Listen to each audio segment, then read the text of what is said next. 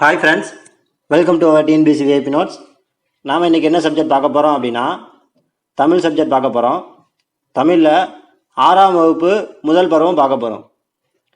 இந்த வீடியோவை பொறுத்தளவுக்கு செய்யுள் பகுதி மட்டும் பார்க்க போகிறோம். நீங்கள் நம்ம சேனலுக்கு புதியவராக இருந்தீங்கன்னா நம்மளோட சேனலை சப்ஸ்கிரைப் பண்ணிக்கோங்க. கூடவே அந்த பெல் ஐக்கானையும் கிளிக் பண்ணிக்கோங்க. அப்படின்னா தான் நாம் போடக்கூடிய வீடியோஸ் எல்லாமே உங்களுக்கு உடனே நோட்டிஃபை ஆகும். வாங்க இன்றைக்கி வீடியோக்குள்ளே போகலாம். ஃபஸ்ட்டு இன்பத்தமிழ் அப்படின்ற செய்யுள் பற்றி பார்க்க போகிறோம். செய்யுள் பகுதியை பொறுத்தளவுக்கு முதல்ல எந்த மாதிரி முறைகளில் கேள்வி கேட்குறாங்க அப்படின்றத தெரிஞ்சுக்கணும். செய்யுளை பொறுத்தளவுக்கு ஒரு நூலினுடைய பெயரை கொடுத்து இந்த நூலை இயற்றின ஆசிரியர் யார் அப்படின்னு கேட்கலாம். அல்லது ஒரு செய்யுளில் இருக்கக்கூடிய ஏதாவது ஒரு வரியை கொடுத்து இந்த வரி எந்த செய்யுளில் இருந்து எடுக்கப்பட்டது அப்படின்றத பற்றி கேட்கலாம். அடுத்ததா ஒரு வரி அல்லது 2 வரிகளை கொடுத்து இந்த வரிகளை இயற்றின ஆசிரியர் யார் அப்படின்ற முறையில் கேட்கப்படலாம். அதற்கப்புறமா அந்த செய்யுளை இயற்றின நூலின் ஆசிரியரை பற்றியும் கேட்கலாம். இந்தந்த முறைகளில் தான் ஒரு செய்யுள்ல இருந்து கேள்விகள் கேட்கப்படுது. செய்யுளை பொறுத்தளவுக்கு இந்த முழு செய்யுள் பகுதியவும் நீங்கள் ஞாபகம் வச்சுக்கணும்னு நினச்சிங்க அப்படின்னா அது ரொம்ப ரொம்ப கஷ்டம். ஏன்னா 6லேருந்து 12ஆம் வகுப்பு வரைக்குமே நமக்கு செய்யுள் பகுதி இருக்குது. எல்லா இயல்கள்லையும் இருக்கக்கூடிய செய்யுளை நம்ம ஞாபகம் வச்சுக்கிறது ரொம்ப ரொம்ப கஷ்டம். ஸோ செய்யுளை எந்த மாதிரி முறையில் எளிமையாக படிக்கணும் அப்படின்னா, கொடுத்துருக்கக்கூடிய செய்யுளை ஒரு தடவைக்கு 2 தடவை பொறுமையாக படிங்க. அதில் ஏதாவது 2 வரிகள் உங்களுக்கு படித்த உடனே பிடிக்கிற மாதிரி இருக்கும், அல்லது படித்த உடனே எளிமையாக புரிகிற மாதிரி இருக்கும். அந்த வரிகளை நோட் பண்ணி வச்சுக்கோங்க. நான் எனக்கு பிடிச்ச 2 வரிகளை நோட் பண்ணியிருக்கேன்.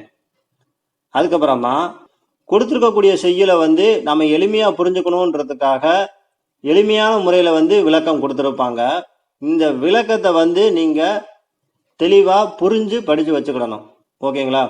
நீங்கள் ஆல்ரெடி நோட் பண்ணி வச்சுருக்கிற 2 வரிகளை மையப்படுத்தி இந்த ஹோல் ஸ்டோரியவும் நீங்கள் ஞாபகம் வச்சுக்கிட்டீங்க அப்படின்னா, இந்த செய்யுள்ல இருந்து எந்த வரிகளை வேணாலும் கேட்டு இந்த செய்யுளை இயற்றின ஆசிரியர் யார் அப்படின்னு கேள்வி கேட்டாலும் நீங்கள் ஈஸியாக ஆன்சர் எடுத்துட முடியும்.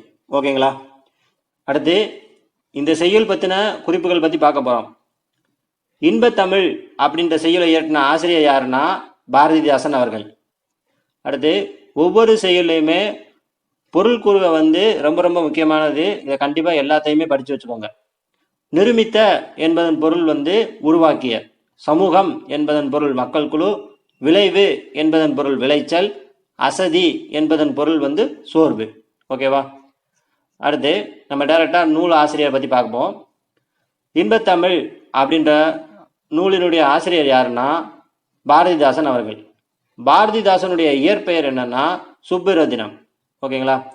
சுப்புரத்தினம் அவர்கள் பாரதியாரினுடைய கவிதைகள் மீது அதிக பற்றும் ஆர்வமும் கொண்டதுனால அவருடைய பெயரை பாரதியனுடைய தாசன் அப்படின்றத பாரதிதாசன் அப்படின்னு மாற்றிக்கொண்டாங்க. ஓகேவா? அடுத்து பாரதிதாசன் அவர்கள் தம்முடைய கவிதைகளில் பெண் கல்வி, கைம்பெண் மறுமணம், பொது உடைமை, பகுத்தறிவு போன்ற புரட்சிகரமான கருத்துக்களை உள்வாங்கி கவிதைகளை பாடியிருக்காங்க. இதிலிருந்து எப்படி கேள்வி கேட்கப்படலாம் அப்படின்னு பார்த்தீங்கன்னா, இந்த 4 கருத்துக்கள்ல ஏதாவது 2 கொடுத்து, அதாவது தம்முடைய கவிதைகளில் பெண் கல்வி, பொது உடைமை ஆகிய கருத்துக்களை உள்வாங்கி பாடியவர் யார் அப்படின்னா பாரதிதாசன் அவர்கள். ஓகேங்களா? அடுத்து பாரதிதாசனுக்கு இருக்கக்கூடிய சிறப்பு பெயர்கள் என்னென்னா புரட்சி கவி மற்றும் பாவேந்தர். ஓகேங்களா? அடுத்து இது நமக்கு தேவையில்லை. அடுத்து ஒரு சின்ன கவிதை கொடுத்துருக்காங்க. தமிழே உயிரே வணக்கம், தாய்ப்பிள்ளை உறவம்மா உனக்கும் எனக்கும், அமிழ்தே நீ இல்லை என்றால் அத்துணையும் வாழ்வில் கசக்கும் புளிக்கும், தமிழே உன்னை நினைக்கும், தமிழன் என் நெஞ்சம் இனிக்கும் இனிக்கும் அப்படின்ற கவிதையை எழுதுனது யாருன்னா கவிஞர் காசி ஆனந்தன் அவர்கள் எழுதியிருக்காங்க. இதை முக்கியமாக நோட் பண்ணி வச்சுக்கோங்க. அடுத்து இந்த செய்யுள்ல இருக்கக்கூடிய ஒன்வேர்ட் பார்க்க போகிறோம். ஏற்றத்தாழ்வற்ற டேஸ் அமைய வேண்டும், சமூகம் அமைய வேண்டும். நாள் முழுவதும் வேலை செய்து களைத்தவருக்கு டேஸாக இருக்கும், அசதியாக இருக்கும். அடுத்து நிலவு கூட்டல் என்று அப்படின்ற வார்த்தைகளை நம்ம சேர்த்து எழுதணும் அப்படின்னா நிலவென்று அப்படின்ற மாதிரி வரும். தமிழ் கூட்டல் எங்கள் அப்படின்ற வார்த்தையை நம்ம சேர்த்து எழுதணும் அப்படின்னா தமிழெங்கள் அப்படின்னு மாறும். அடுத்து அமுதென்று அப்படின்ற வார்த்தையை நம்ம பிரித்து எழுதணும் அப்படின்னா அமுது கூட்டல் என்று அப்படின்னும், செம்பயிர் அப்படின்ற வார்த்தையை நம்ம பிரித்து எழுதணும் அப்படின்னா செம்மை கூட்டல் பயிர் அப்படின்னு மாறும். இந்த பிரித்தெழுதுக மற்றும் சேர்த்தெழுதுகவை பொறுத்தளவுக்கு நமக்கு எந்த மாதிரி முறைகளில் கேள்வி கேட்பாங்க அப்படின்னா, உதாரணத்துக்கு நிலவு கூட்டல் என்று நிலவென்று அப்படின்னு கொடுத்து இந்த வார்த்தை எந்தெந்த விதிகளின்படி புணர்ந்திருக்கு அப்படின்னு கீழே 4 ஆப்ஷன் கொடுத்து அதுல இருந்து தேர்ந்தெடுக்க சொல்லுவாங்க. அதாவது புணர்தல் அப்படின்னா 2 வார்த்தைகள் இணைகிறத தான் புணர்தல் அப்படின்னு சொல்லுவாங்க. ஓகேங்களா? இந்த மாதிரி புணர்தல் விதிகளை வச்சு நமக்கு கேள்விகள் கேட்கப்படுறதுனால ஒவ்வொரு வார்த்தையுமே எந்தெந்த முறைகளில் இணைந்திருக்கு அப்படின்றத நம்ம தெரிஞ்சுக்கிடணும். இந்த நிலவு கூட்டல் என்று அப்படின்ற வார்த்தை 2 விதிகளின்படி புணர்ந்திருக்கு. ஒன்று, உயிர்வரின் உக்குரல் மெய்விட்டு ஓடும். அடுத்ததா உடல் மேல் உயிர் ஒன்றுவது இயல்பே அப்படின்ற 2 விதிகளின்படி புணர்ந்திருக்கு.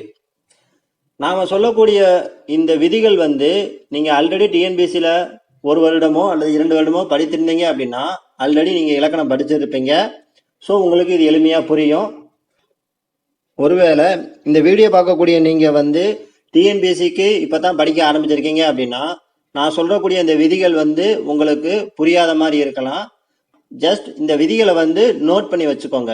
நமக்கு விதிகளை வச்சு தான் கேள்வி கேட்குறாங்க. ஸோ இந்த விதிகளை நோட் பண்ணி வச்சுக்கோங்க. நாம இலக்கண பகுதி படிக்கிறப்போ எல்லா இலக்கணத்துக்குமே எளிமையான விளக்கம் கொடுக்க போறோம். அதுல நீங்க பார்த்து படிச்சுக்கலாம். ஓகேங்களா? இப்போ விதிகள் மட்டும் பார்ப்போம். அடுத்து தமிழ் கூட்டல் எங்கள் அப்படின்ற வார்த்தை உடல் மேல் உயிர் ஒன்றுவது இயல்பே அப்படின்ற ஒரே ஒரு விதியின்படி புணர்ந்திருக்கு. அடுத்து ஒரு சொல்ல நீங்க பிரிச்சு எழுதுனீங்க அப்படின்னா பிரிச்சு எழுதுனதுக்கு அப்புறம் புணர்ச்சி விதியின்படி நீங்க சேர்த்தீங்க அப்படின்னா அதே வார்த்தை மீண்டும் வந்தாதான் நீங்க பிரிச்ச மெத்தடு கரெக்ட். அடுத்து அமுது கூட்டல் என்று அப்படின்ற வார்த்தை எப்படி அமுதன்று அப்படின்னு மாறிச்சுன்னா 2 விதிகளின்படி மாறி இருக்கு. உயிர்வரின் உக்குரல் மெய்விட்டு ஓடும் அப்படின்ற முறையிலையும் உடல் மேல் உயிர் ஒன்றுவது இயல்பே அப்படின்ற முறையிலும் தான் இந்த வார்த்தை புணர்ந்திருக்கு. அடுத்து செம்மை கூட்டல் பயிர் அப்படின்ற வார்த்தை ஈறுபோதல் அப்படின்ற ஒரே ஒரு விதியின்படி புணர்ந்திருக்கு. ஓகேங்களா? அடுத்து இந்த பாடல்ல இருக்கக்கூடிய கருத்துப்படி ஒரு சின்ன பொறுத்துக்க கொடுத்துருக்காங்க.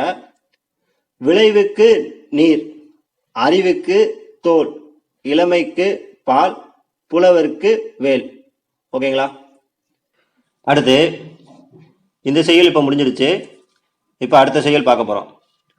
தமிழ் கும்மி அப்படின்ற செய்யுளை இயற்றினது யாருன்னா பெருஞ்சித்திரனார் அவர்கள். இந்த செய்யுளை பொறுத்தளவுக்கு எனக்கு பிடித்த 2 வரிகளை நான் நோட் பண்ணியிருக்கேன். நீங்கள் உங்களுக்கு பிடித்த 2 வரிகளை நோட் பண்ணிக்கோங்க. அந்த 2 வரிகளை வச்சு இந்த மொத்த விளக்கத்தையும் முடிஞ்ச அளவுக்கு புரிஞ்சு படிங்க. நீங்கள் முடிஞ்ச அளவுக்கு புரிஞ்சு படித்தாதான் இந்த செய்யுளில் இருக்கக்கூடிய எந்த வரிகள்ல இருந்து கேள்வி கேட்டாலும் உங்களால் ஈஸியாக ஆன்சர் எடுக்க முடியும். ஓகேங்களா? அதனால் முடிஞ்ச அளவுக்கு புரிஞ்சு படிங்க. நம்ம டைரக்டா பொருள் குறுக பார்க்கலாம். ஆழிப்பெருக்கு அப்படின்னா கடல்கோள், மேதினி அப்படின்னா உலகம். அடுத்து ஊழி அப்படின்னா நீண்ட தூர காலப்பொழுது, உள்ள பூட்டு அப்படின்னா அறிய விரும்பாமை அப்படின்னு அர்த்தம். அடுத்து தமிழ் கும்மி அப்படின்ற செய்யுளை ஏற்றின ஆசிரியர் யாருன்னா பெருஞ்சித்திரனார் அவர்கள். பெருஞ்சித்திரனார் அவர்களுடைய இயற்பெயர் என்னன்னா மாணிக்கம். அதே சமயத்துல பெருஞ்சித்திரனார் அவர்களுக்கு இருக்கக்கூடிய சிறப்பு பெயர் என்னன்னா பாவலரேறு. ஓகேங்களா? அடுத்து பெருஞ்சித்திரனார் அவர்கள் என்னென்ன நூலெல்லாம் இயற்றியிருக்காங்க அப்படின்னு பார்த்தீங்கன்னா கனிச்சாறு, கொய்யாக்கனி, பாவிய கொத்து, நூறாசிரியம் போன்ற நூல்கள்லாம் இயற்றியிருக்காங்க. அதே சமயத்துல என்னென்ன இதழ்கள்லாம் நடத்தியிருக்காங்கன்னு பார்த்தீங்கன்னா தென்மொழி, தமிழ் சிட்டு, தமிழ் நிலம் போன்ற இதழ்களையும் நடத்தியிருக்காங்க. அடுத்து ஒரு முக்கியமான குறிப்பு, தனித்தமிழையும் தமிழ் உணர்வையும் பரப்பிய பாவலர் யாருன்னா பெருஞ்சித்திரனார் அவர்கள் தான். அடுத்து தமிழ் கும்மி அப்படின்ற செய்யுள் வந்து எந்த நூல்ல இருந்து எடுக்கப்பட்டது அப்படின்னு பார்த்தீங்கன்னா கனிச்சாறு அப்படின்ற நூல்ல இருந்து எடுக்கப்பட்டிருக்கு. இந்த கனிச்சாறு அப்படின்ற நூல் வந்து 8 தொகுதிகளாக வெளிவந்திருக்கு. ஓகேங்களா? அடுத்து ஒரு சின்ன கவிதை கொடுத்துருக்காங்க. வான் தோன்றி வழி தோன்றி நெருப்பு தோன்றி மண் தோன்றி மலை தோன்றி மலைகள் தோன்றி ஊன் தோன்றி உயிர் தோன்றி உணர்வு தோன்றி ஒளி தோன்றி வாழ்ந்த அந்நாள் தேன் தோன்றியது போல மக்கள் நாவில் செந்தமிழே நீ தோன்றி வளர்ந்தாய் வாழி. இந்த கவிதை தொகுப்பை எழுதினது யாருன்னா வாணிதாசன் அவர்கள் எழுதியிருக்காங்க. இதை நோட் பண்ணிக்கோங்க. அடுத்து இந்த செய்யுள்ள இருக்கக்கூடிய ஒன்வேர்டு பார்க்க போறோம். தாய்மொழியில் படித்தால் டேஸ் அடையலாம், மேன்மை அடையலாம். தகவல் தொடர்பு முன்னேற்றத்தால் டேஸ் சுருங்கிவிட்டது, மேதினி சுருங்கி விட்டது. மேதினி அப்படின்னா உலகம் அப்படின்னு ஒரு பொருள் இருக்கு. ஓகேங்களா? அடுத்து செந்தமிழ் அப்படின்ற வார்த்தையை பிரித்து எழுதணும் அப்படின்னா செம்மை கூட்டல் தமிழ் அப்படின்னு பிரியும். இந்த வார்த்தைக்கு வந்து அதிக விதிகள் இருக்கிறதுனால இதை நம்ம இலக்கண பகுதியில் பார்க்கலாம். அடுத்து பொய் அகற்றும் அப்படின்ற சொல்ல வந்து பிரித்து எழுதணும் அப்படின்னா பொய் கூட்டல் அகற்றும் அப்படின்னு பிரியும். இந்த சொல் வந்து உடல் மேல் உயிர் வந்து ஒன்றுவது இயல்பே அப்படின்ற ஒரு விதியின்படி புணர்ந்திருக்கு. அடுத்து பாட்டு கூட்டல் இருக்கும் அப்படின்ற வார்த்தையை நம்ம சேர்த்து எழுதணும் அப்படின்னா பாட்டு இருக்கும் அப்படின்னு வரும். இது எந்த விதியின்படி புணர்ந்திருக்குன்னு பார்த்தீங்கன்னா உயிர்வரின் உக்குரல் மெய்விட்டு ஓடும் அப்படின்ற விதியின்படியும் உடல் மேல் உயிர் வந்து ஒன்றுவது இயல்பே அப்படின்ற 2 விதிகளின்படி புணர்ந்திருக்கு. அடுத்து 8 கூட்டல் திசை அப்படின்றத சேர்த்து எழுதணும் அப்படின்னா 8 திசை அப்படின்னு மாறும். இதுல இருக்கக்கூடிய ஆப்ஷனே பாருங்க, 8 திசை, அதே சமயத்துல 8 திசை அப்படின்னு 2 ஆப்ஷன் கொடுத்துருக்காங்க. ரெண்டுமே ஒரே மாதிரி இருக்கனால குழப்பிக்காதீங்க. 8 மற்றும் 10 இந்த 2 எண்களுக்கு மட்டும் கசதப மிகும். ஓகேங்களா? அந்த விதியின்படி இந்த இடத்துல தகரம் வந்து மிகுந்திருக்கு. ஓகேங்களா? ஓகே ஃப்ரெண்ட்ஸ், இந்த இயல் இதோட முடிஞ்சிருச்சு. அடுத்த வீடியோல அடுத்த இயல் பார்க்கலாம். நாம போடக்கூடிய இந்த வீடியோஸ் உங்களுக்கு பிடிச்சிருந்தா லைக் பண்ணுங்க, கமெண்ட் பண்ணுங்க, முக்கியமா உங்களோட ஃப்ரெண்ட்ஸுக்கு ஷேர் பண்ணுங்க. ஓகே ஃப்ரெண்ட்ஸ், தேங்க்ஸ் ஃபார் வாட்சிங்.